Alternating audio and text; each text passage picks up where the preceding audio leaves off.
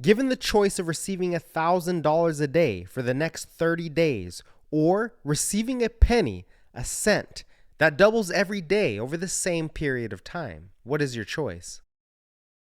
I mean, who's going to pass up on a guaranteed 1,000 times 30 grand? After 10 days, the penny turns into $5. But after 20 days, that penny is now worth 5 grand.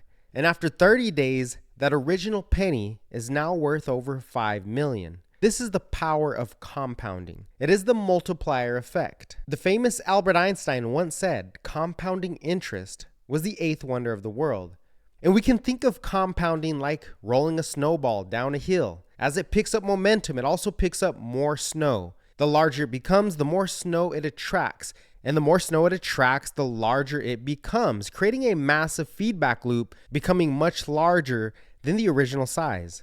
And the initial snowball represents your initial investment. It starts off small, but over time it grows much larger.